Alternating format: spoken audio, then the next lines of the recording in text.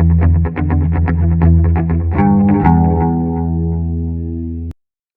this tutorial, I just want to have a look at some of the assembly relationships and some of the tools that you can use in assembly to make things easier to assemble.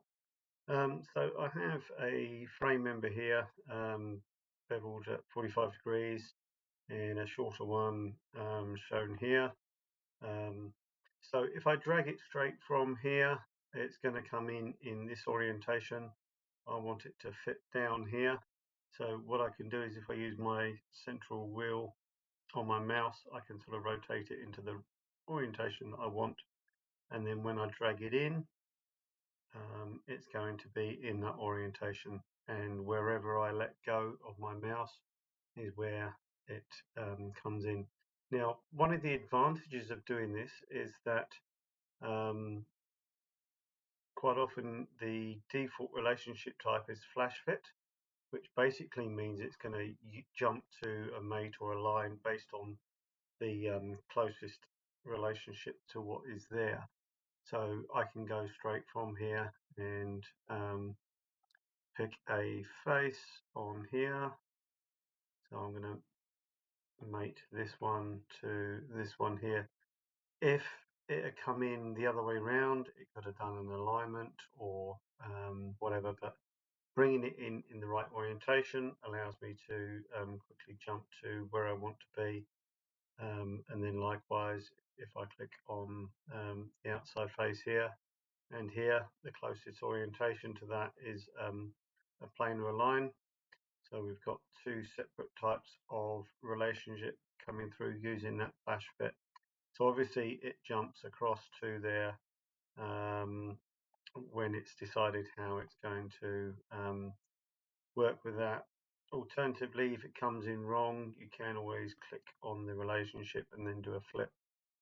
Now, I've chosen this example because from there, it's really hard to get that third relationship in because we're at a 45-degree angle.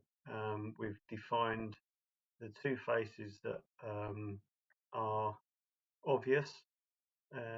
So for the third one, we're going to change our relationship type to connect, and this allows me to connect a face to a point or a face to a face or a face to an edge. And in this case, I'm just going to do a point to a point. So if I pick up, see how it's highlighting each of those options. If I go to the point and click on the point on the end here, it's going to add that relationship in. And based on the other two relationships, it then sort of allows me to fully define that, and you can tell that because the corners have disappeared from the icon. Now, to finish off this, we can then go and drag in the next part from the Pathfinder, or we can, from the parts library, or we can drag it in from the Pathfinder. So if I come back in here and click on there and just drag that in, and that then places that into the assembly for me. So flash fit isn't going to work here because if I try and select that and that, it's going to switch to a plane or a line.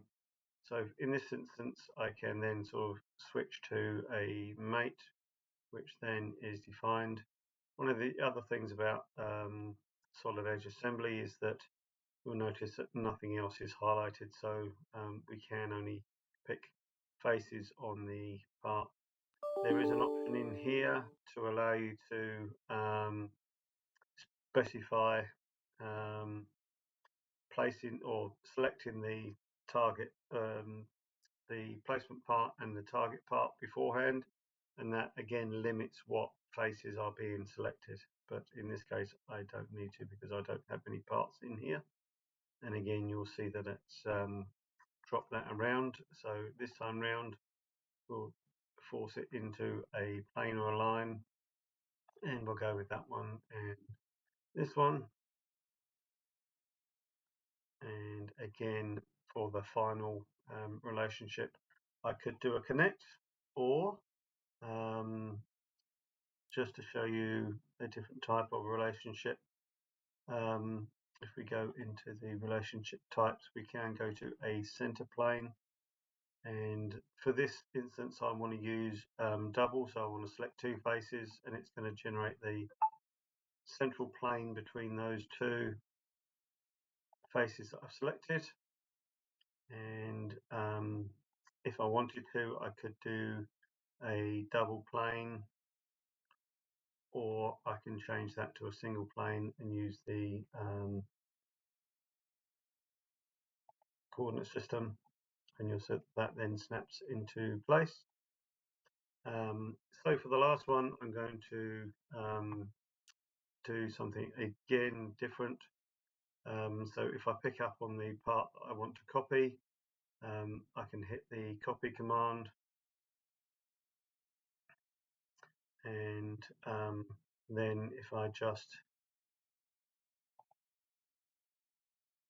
go in here, remove all external relationships and add new relationships for the component, so that's okay. So if I then drag this across to this side, go okay, and I can then come in here, accept that. If I hold on the shift key and click on the torus plane, it rotates the orientation. I can then rotate that around and get that into the right orientation and accept that. And from here, what I want to do is just select on there and go assemble, and again I can then just choose my relationships as I see fit. And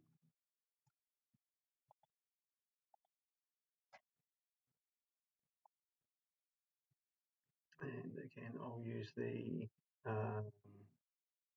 connect relationship to get that point to meet that point there, and then that fully constrains the assembly.